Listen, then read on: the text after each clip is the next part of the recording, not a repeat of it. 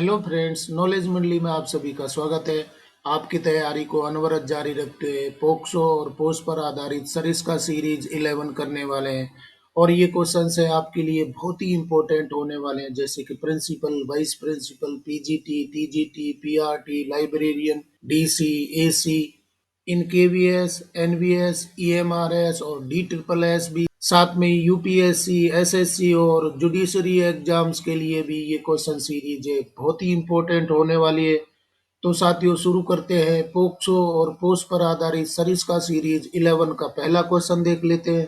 201, grants and audit of local complaint committee.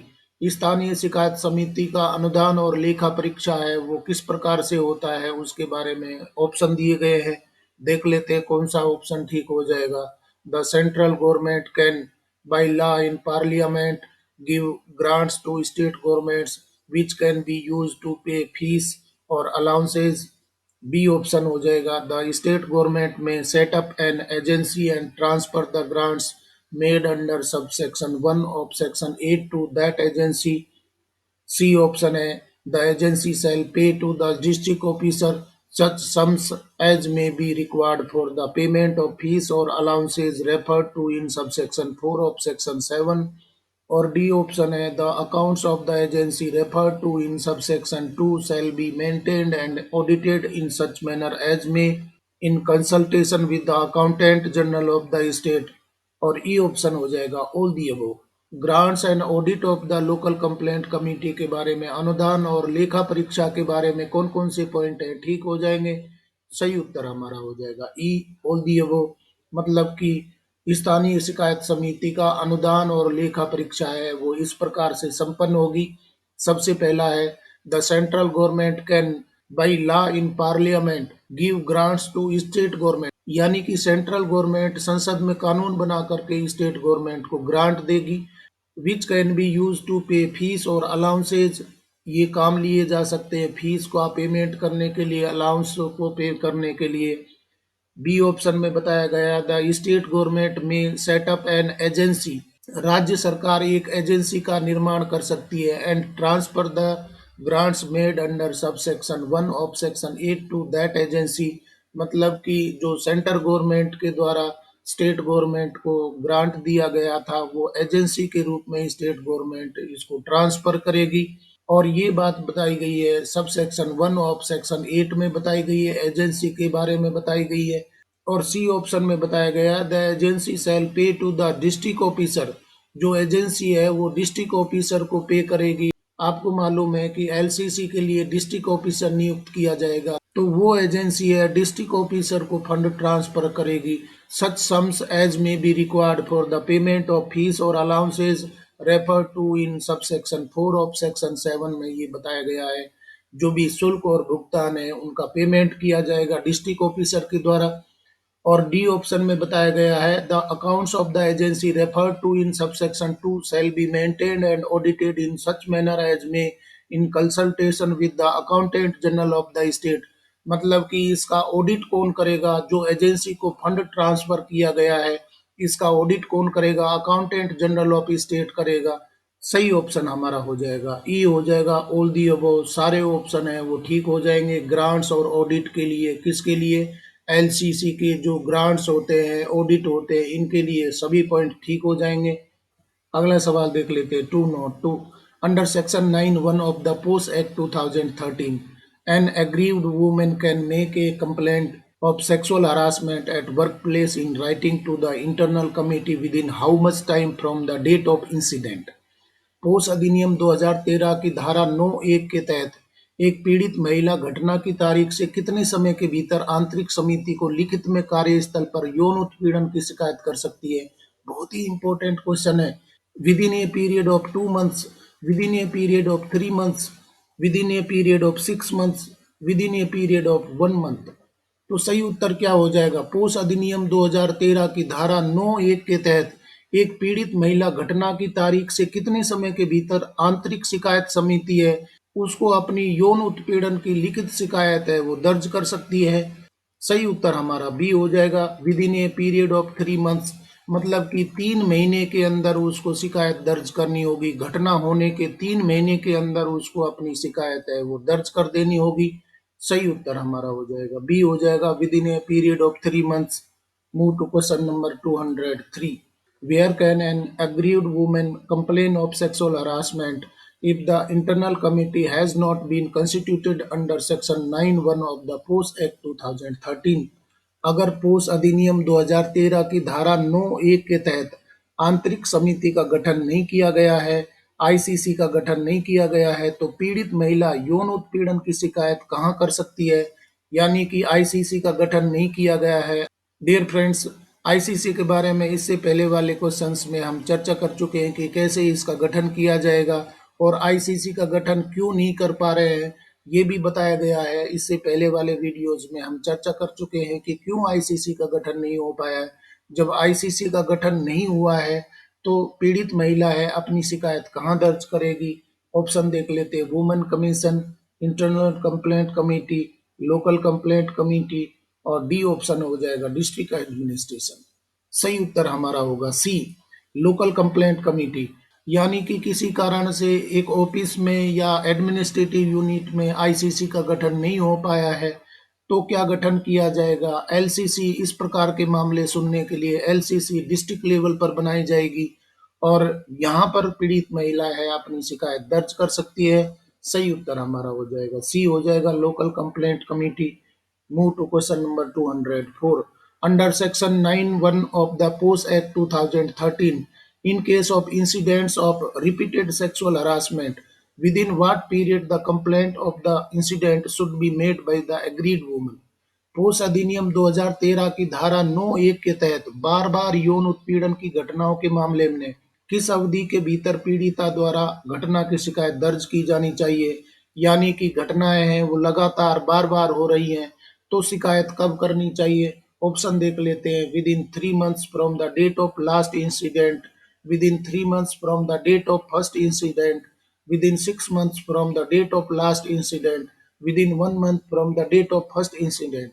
तो शिकायत कब करनी होगी? उसके साथ में लगातार दुर्घटनाएं, दुर्व्यवहार या इस प्रकार की यौन उत्पीड़न की घटनाएं लगातार हो रही है, बार बार हो रही है, तो शिकायत करने के लिए टाइम पीरियड क्या बताया गया है?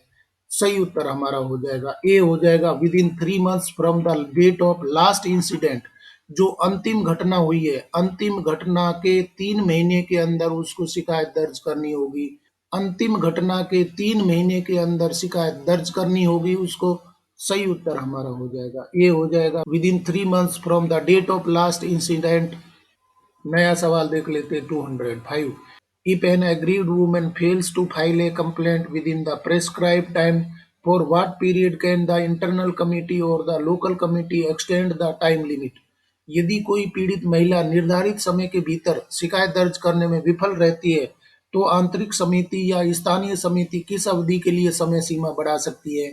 बहुत ही इंपॉर्टेंट क्वेश्चंस चल रहे हैं, कंडीशंस हैं वो बदल रही हैं। किसी भी कारण से आईसीसी में या एलसीसी में शिकायत करने में असफल रहती है तो आईसीसी के द्वारा या एलसीसी के द्वारा शिकायत, जैसा भी मामला है, शिकायत दर्ज करने का टाइम पीरियड है वो कितना बढ़ाया जा सकता है? ऑप्शन देख लेते हैं, not more than 3 months, no extended time to file complaint, as per the choice of aggrieved women, this is the jurisdiction of the district officer. तो क्या सही हो जाएगा? कोई मामले में महिला है वो शिकायत दर्ज नहीं कर पाई है, आईसीसी को या एलसीसी को शिकायत दर्ज नहीं कर पाई है, तो कितना टाइम पीरियड है वो बढ़ाया जा सकता है? सही उत्तर हमारा हो जाएगा ए हो जाएगा, नॉट मोर देन 3 months।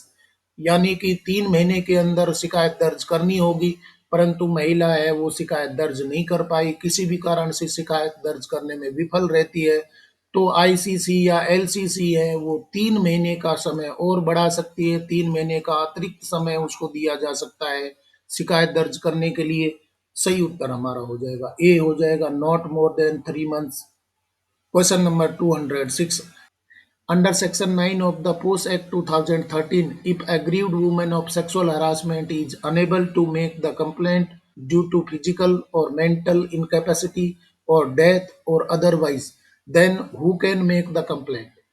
पोस अधिनियम 2013 की धारा 9(2) के तहत यदि यौन उत्पीड़न की पीड़ित महिला शारीरिक या मानसिक अक्षमता या मृत्यु या अन्य कारणों से शिकायत करने में असमर्थ है, तो शिकायत कौन कर सकता है? बहुत ही इंपॉर्टेंट क्वेश्चन है। हर कोलीग ओनली, हर लीगल हेयर और such other person, her husband only, district officer only. क्या सही उत्तर हो जाएगा? यानी कि फिजिकल मेंटल इनकैपेसिटी हो गई है, डेथ हो गई है, या दूसरे कोई कारण की वजह से वो अपनी शिकायत दर्ज नहीं कर पाई है धारा 9(2) के तहत, तो कौन शिकायत दर्ज कर सकता है? सही उत्तर हमारा हो जाएगा बी हो जाएगा, हर लीगल हेयर और सच अदर पर्सन। मतलब कि उसका लीगल उत्तराधिकारी होगा, उसका वैधानिक उत्तराधिकारी है, वो शिकायत दर्ज कर सकता है, या इसी प्रकार के दूसरे व्यक्ति है वो शिकायत दर्ज कर सकते हैं उस महिला की तरफ से। सही उत्तर हमारा हो जाएगा बी हो जाएगा, हर लीगल हेयर और सच अदर पर्सन। क्वेश्चन देख लेते 207। Under which section of the POS Act 2013 the internal committee or the local committee can take steps to settle the matter through conciliation between the aggrieved woman and the respondent before initiating the inquiry and on the request of the aggrieved woman? पोस अधिनियम 2013 की किस धारा के तहत आंतरिक समिति या स्थानीय समिति जांच शुरू करने से पहले और पीड़ित महिला के अनुरोध पर पीड़ित महिला और प्रतिवादी के बीच सुलह के माध्यम से मामले को निपटाने के लिए कदम उठा सकती है? बहुत ही इंपॉर्टेंट क्वेश्चन है। यानी कि आईसीसी और एलसीसी है, कौन से रूल के तहत, कौन से अनुच्छेद के तहत ये सुलह करवा सकती हैं, या पीड़ित महिला ऐसा लिखित अनुरोध करती है कि समझौता करवा दिया जाए, तो समझौता करवाने के लिए कौन सा रूल या सेक्शन बनाया गया है पोस एक्ट 2013 में? सेक्शन देख लेते हैं, सेक्शन 10, सेक्शन 12, सेक्शन 11, सेक्शन 8। तो कॉन्सिलिएशन यानी कि समझौते के लिए कौन सा सेक्शन बनाया गया है पोस एक्ट 2013 में? सही उत्तर हमारा हो जाएगा ए हो जाएगा, सेक्शन 10 में कॉन्सिलिएशन या समझौते का अनुच्छेद है, धारा बनाई गई है पोस एक्ट 2013 में बनाई गई है। सही उत्तर हमारा हो जाएगा ए हो जाएगा, सेक्शन 10 में ये बताया गया है आईसीसी या एलसीसी है वो पीड़ित महिला के लिखित अनुरोध पर समझौता करवा सकती है। सही उत्तर हमारा हो जाएगा ए हो जाएगा। अगला सवाल देख लेते हैं 208। Which type of settlement shall not be the basis of conciliation by the internal committee or the local committee under section 10(1) of the POS Act 2013? पोस अधिनियम 2013 की धारा 10(1) के तहत किस प्रकार का समझौता आंतरिक समिति या स्थानीय समिति द्वारा सुलह का आधार नहीं होगा? पोस एक्ट 2013 में कॉन्सिलिएशन यानी कि समझौते के लिए धारा बनाई गई है, 10 धारा बनाई गई है, अनुच्छेद बनाया गया है, परंतु आईसीसी या एलसीसी है कौन सा आधार लेकर के धारा 10(1) के तहत समझौता नहीं करवा सकती? ऑप्शन देख लेते हैं, monetary settlement, caveat settlement, negotiated settlement, legal settlement. सही उत्तर हमारा हो जाएगा ए, मॉनेटरी सेटलमेंट। धारा 10(1) के तहत किस प्रकार का समझौता आंतरिक समिति या स्थानीय समिति द्वारा सुलह का आधार नहीं हो सकता? मॉनेटरी सेटलमेंट यानी कि धन का आदान प्रदान करके और समझौता नहीं करवाया जा सकता, कोई राशि लेकर के और सेटलमेंट नहीं करवाया जा सकता कि पीड़ित महिला को कुछ धनराशि दिला दी जाए और समझौता करवा दिया जाए। ये आधार नहीं हो सकता, समझौते का कोई भी किसी तरीके का ये आधार नहीं हो सकता। सही उत्तर हमारा हो जाएगा ए हो जाएगा, मॉनेटरी सेटलमेंट है या आर्थिक समझौता है वो नहीं करवाया जा सकता। सही उत्तर हमारा हो जाएगा ए हो जाएगा, मॉनेटरी सेटलमेंट हो जाएगा। अगला सवाल देख लेते हैं 209। Under sub section 1 of section 10 of the post act 2013 to whom shall the internal committee or the local committee after record the settlement send its recommendations for further action? पोस अधिनियम 2013 की धारा 10 की उपधारा 1 के तहत आंतरिक समिति या स्थानीय समिति समझौते को रिकॉर्ड कर आगे की कार्रवाई के लिए अपनी सिफारिश किसे भेजेगी? The employer, the district officer, A और बी ओनली, और डी ऑप्शन हो जाएगा बोथ ए एंड बी। सही उत्तर हमारा हो जाएगा सी, ए और बी ओनली। या तो एम्प्लॉयर को सूचित किया जाएगा या डिस्ट्रिक्ट ऑफिसर को सूचित किया जाएगा, इनमें से किसी एक को सूचित किया जाएगा। मतलब कि धारा 10 की उपधारा 1 के तहत आंतरिक समिति या स्थानीय समिति जो भी मामला है समझौते को रिकॉर्ड करेगी, रिकॉर्ड पर लेगी और जो कार्रवाई की गई है, जो समझौता करवाया गया है, उसकी सिफारिश है या तो एम्प्लॉयर को भेजेगी या डिस्ट्रिक्ट ऑफिसर को भेजेगी। सही उत्तर हमारा हो जाएगा सी हो जाएगा, ए और बी ओनली। पोक्सो एक्ट 2012, साथ में 2019 में क्या अमेंडमेंट हुए, साथ में पोस एक्ट 2013 के लिए सरिस्का सीरीज की कार्रवाई को आगे बढ़ाते हुए अगला सवाल देख लेते 210। Which section or subsection of Post Act 2013 mentions that no further inquiry shall be conducted by ICC or LCC when settlement under Section 10(1) is arrived? पोस अधिनियम 2013 की किस धारा या उपधारा में उल्लेख है कि धारा 10(1) के तहत समझौता होने पर आईसीसी या एलसीसी द्वारा आगे कोई पूछताछ नहीं की जाएगी?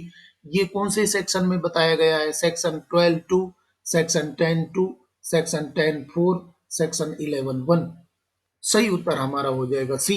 सेक्शन 10(4) में ये बात बताई गई है, मतलब कि सेक्शन यहाँ पर बताया गया है, सेक्शन 10 की उपधारा है वो बताई गई है, सब सेक्शन 4 है, इसमें ये बात बताई गई है कि अगर समझौता करवा दिया गया है, किसके तहत? धारा 10(1) के तहत समझौता हो चुका है तो आगे कोई कार्रवाई नहीं की जाएगी। किसके द्वारा? आईसीसी के द्वारा, एलसीसी के द्वारा।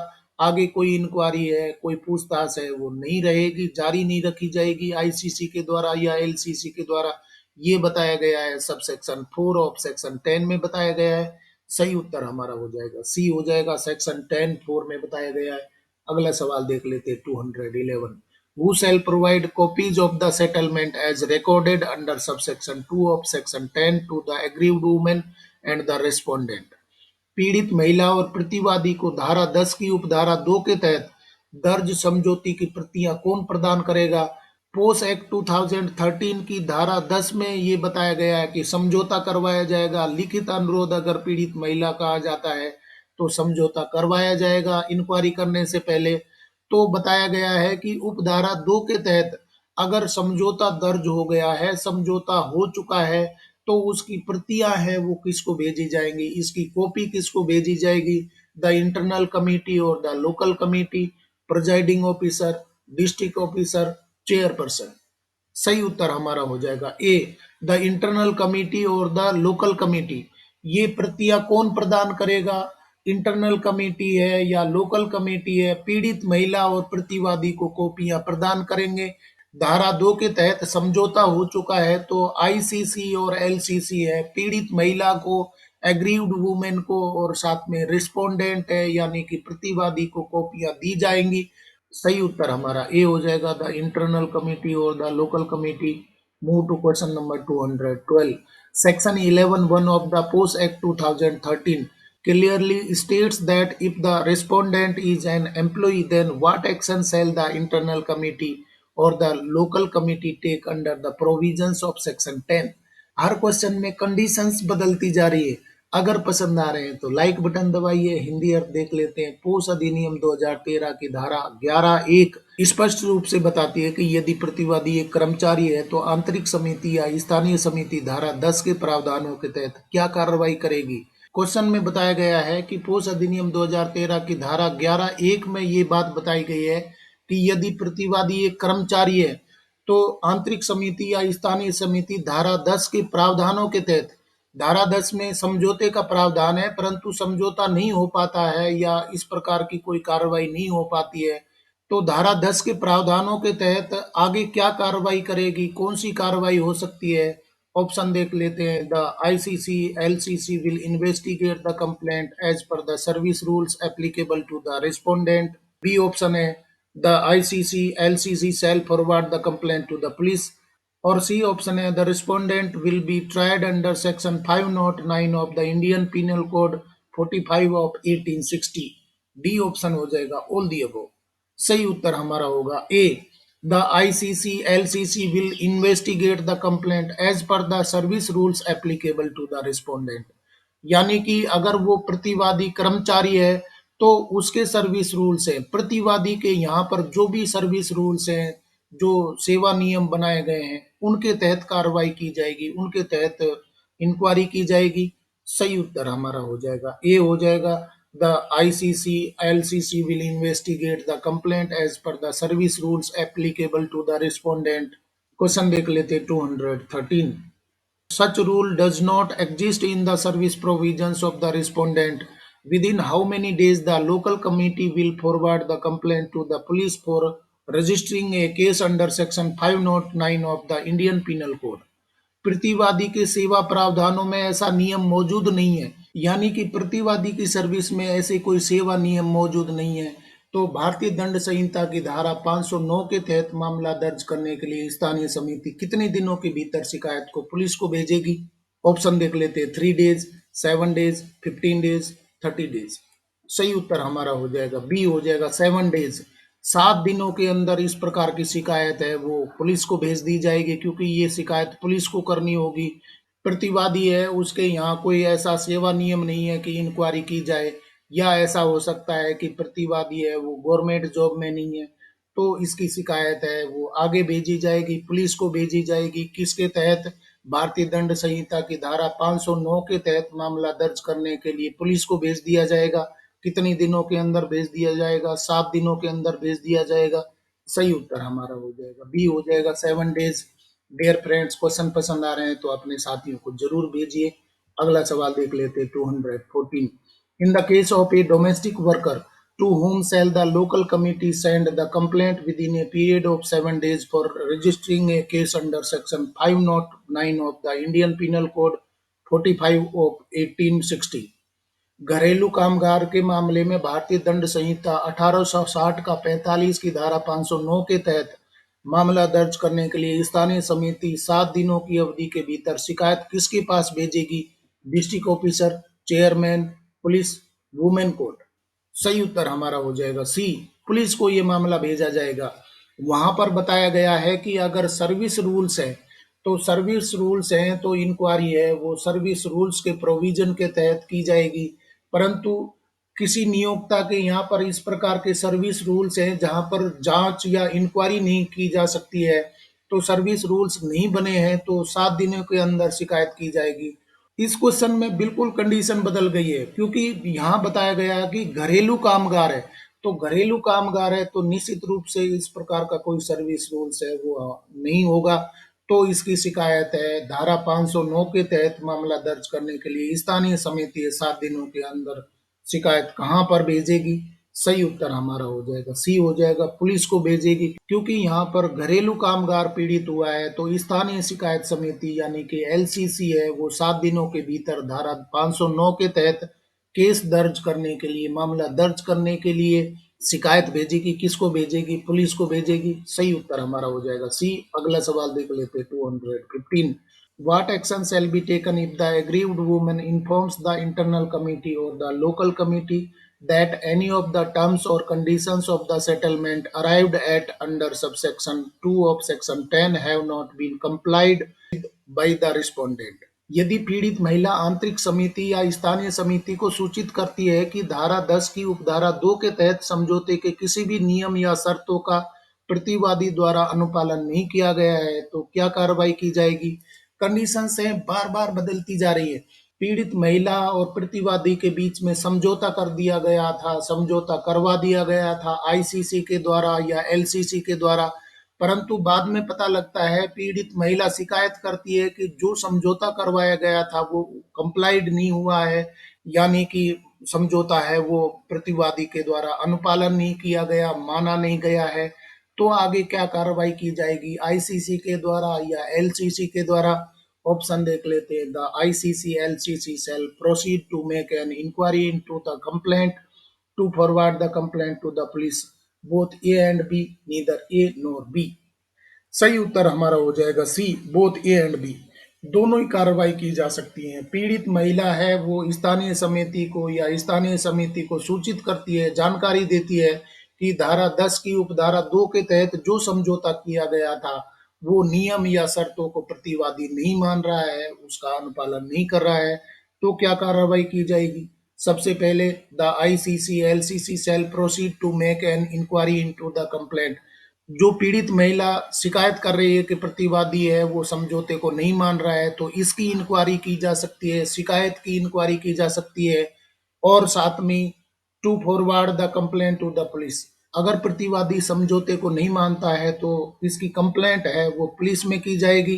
तो पहले इंक्वायरी की जाएगी आईसीसी के द्वारा या एलसीसी के द्वारा, और शिकायत सही पाई जाती है कि वहां पर कंप्लाइड नहीं किया गया है, प्रतिवादी अनुपालन नहीं कर रहा है, तो पुलिस में शिकायत की जाएगी। दोनों ऑप्शन हमारे ठीक हो जाएंगे, both A and B.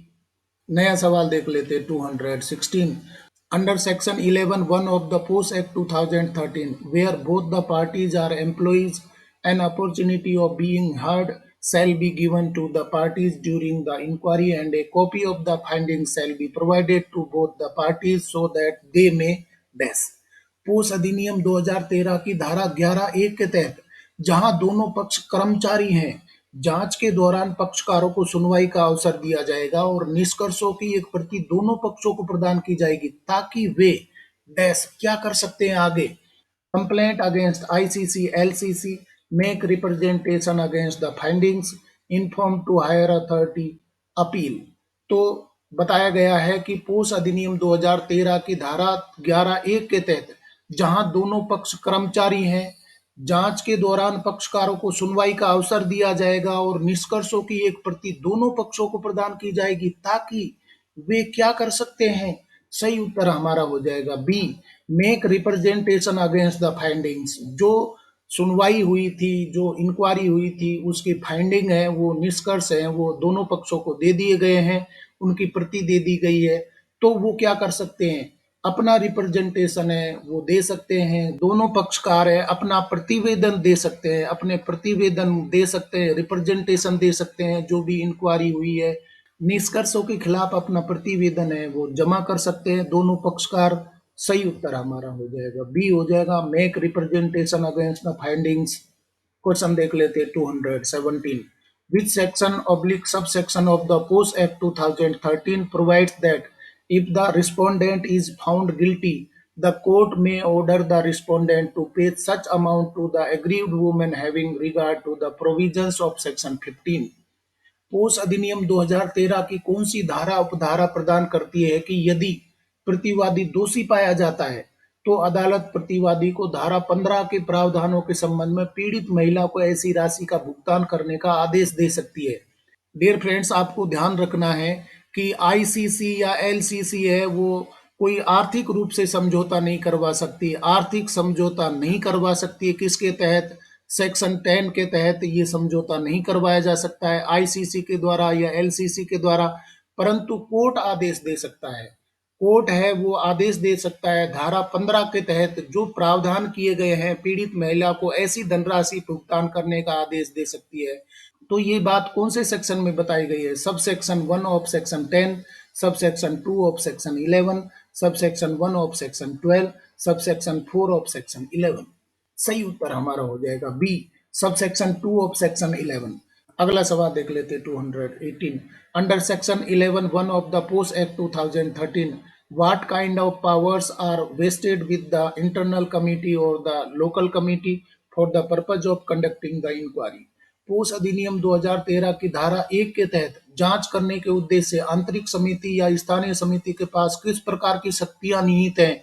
As a civil court, as a disciplinary authority, as a controlling authority, as a criminal court. तो पोस्ट एक्ट 2013 के तहत धारा 11(1) में ये बताया गया है कि आईसीसी है या एलसीसी है वो जांच कर सकती है, इंक्वायरी कर सकती है। तो आईसीसी या एलसीसी को किस प्रकार की शक्तियां हैं वो प्रदान की गई है पोस्ट एक्ट 2013 में। सही उत्तर हमारा हो जाएगा ए हो जाएगा, as a civil court. Move to question number 219। The internal committee or the local committee shall have the powers vested in a civil court in the Code of Civil Procedure 1908 when trying a suit in respect of the following matters, namely। आंतरिक समिति या स्थानीय समिति के पास civil प्रक्रिया संहिता 1908 में दीवानी अदालत में निहित शक्तियां होंगी। निम्नलिखित मामलों के संबंध में एक मुकदमे की सुनवाई करते समय आईसीसी या एलसीसी के पास में किस प्रकार की शक्तियां निहित हैं उनके बारे में देख लेते। कुछ पॉइंट बताए गए हैं। पहला है summoning and enforcing the attendance of any person and examining him on oath. Second है requiring the discovery and production of documents. And third, any other matter which may be prescribed. आंतरिक समिति या स्थानीय समिति के पास सिविल प्रक्रिया संहिता 1908 में दीवानी अदालत में निहित शक्तियां होती है। सिविल प्रक्रिया संहिता 1908 के तहत आईसीसी के पास में, एलसीसी के पास में दीवानी अदालत की शक्तियां निहित होती हैं। तो कौन कौन से मामले हैं वो ठीक हो जाएंगे सुनवाई करते समय, कौन कौन सी पावर्स का आईसीसी है, एलसीसी है, वो उपयोग कर सकती है। ऑप्शन देख लेते हैं। First and third, first second and third, first and second, second and third. सही उत्तर हमारा बी हो जाएगा, first second and third. The internal committee or the local committee shall have the powers vested in a civil court in the Code of Civil Procedure 1908 when trying a suit in respect of the following matters, namely summoning, enforcing the attendance of any person and examining him on oath। यानी कि समन कर सकते हैं, बुलावा भेजा जा सकता है और उसको बाध्य किया जा सकता है, उसको बुलाया जा सकता है उपस्थित होने के लिए, आईसीसी के सामने, एलसीसी के सामने उपस्थित होने के लिए बुलाया जा सकता है व्यक्तिगत रूप से, और उसका परीक्षण किया जा सकता है, उससे शपथ पत्र भी लिया जा सकता है। ये सब चीजें की जा सकती है आईसीसी के द्वारा, एलसीसी के द्वारा। साथ में requiring the discovery and production of documents, जो भी कोई खोज करनी है, कोई जानकारी लेनी है, कोई डॉक्यूमेंट प्राप्त करना है, वो भी मांग सकते हैं। Any other matter which may be prescribed, जो भी मामला बनता है आईसीसी एलसीसी है उससे बुला सकती है, मंगा सकती है। सही उत्तर हमारा हो जाएगा बी हो जाएगा, फर्स्ट सेकंड एंड थर्ड। और साथियों देख लेते हैं पोक्सो एक्ट 2012 2019 में क्या अमेंडमेंट हुए, साथ में पोस एक्ट 2013 पर आधारित क्वेश्चन सीरीज, सरिस्का सीरीज 11 का अंतिम question 220। As per section 11(4) of the POS Act 2013, within how many days the inquiry under subsection 1 of section 11 shall be completed by the internal committee or the local committee। बहुत ही जहर question है। पोस अधिनियम 2013 की धारा 4 के अनुसार धारा 11 की उपधारा 1 के तहत आंतरिक समिति या स्थानीय समिति द्वारा कितने दिनों के भीतर जांच पूरी की जाएगी? 30 डेज, 15 डेज, 45 डेज, 90 डेज। तो ये बताया गया है धारा 11(4) में बताया गया है कि अगर जांच चल रही है, धारा 11 की उपधारा 1 के तहत कोई जांच चल रही है, आंतरिक समिति जांच कर रही है या स्थानीय समिति कोई इंक्वायरी कर रही है, तो कितने दिनों के भीतर ये इंक्वायरी है वो कंप्लीट हो जानी चाहिए, अपनी अभिशंसा है वो भेज देने चाहिए, अपने निर्णय पर पहुंच जाने चाहिए। सही उत्तर हमारा हो जाएगा डी हो जाएगा, 90 डेज। 90 दिनों का समय दिया जाता है, 90 दिनों के अंदर वो अपनी पूरी जांच करके और निष्कर्ष पर पहुंच जानी चाहिए। कौन? आईसीसी या एलसीसी, दोनों हैं, अपनी जांच है वो 90 दिनों के अंदर पूर्ण करने ली चाहिए। सही उत्तर हमारा हो जाएगा डी हो जाएगा, 90 डेज। इस तरीके से फ्रेंड्स सरिस्का सीरीज 11 के अंतिम क्वेश्चन तक हम पहुंच गए हैं और अभी तक हमने 220 क्वेश्चन हैं वो कंप्लीट कर लिए। ये क्वेश्चंस है आपके लिए बहुत ही इंपॉर्टेंट होने वाले, जैसे कि principal, vice principal, PGT, PGT, PRT, librarian, DC, AC in KVS, NVS, EMRS, साथ में डी ट्रिपल एस बी, यूपीएससी, एसएससी, और इसी के साथ में जुडिशरी एग्जाम्स के लिए भी ये क्वेश्चंस हैं इंपॉर्टेंट हो सकते हैं। साथियों नॉलेज मंडली ने चक्रवाती प्लान बनाया हुआ है जिसमें सर्विस रूल्स है, एकेडमिक पार्ट और पेपर का जनरल पार्ट भी करवाया जा रहा है। अगर आपने चक्रवाती प्लान के वीडियो नहीं देखे तो जरूर देखिए और अपने सिलेक्शन को एक नई दिशा दीजिए। आज के क्वेश्चन पसंद आए तो लाइक शेयर करें और चैनल को सब्सक्राइब करना तो बहुत ही जरूरी है, क्योंकि नॉलेज मंडली is the right choice. Thank you very much.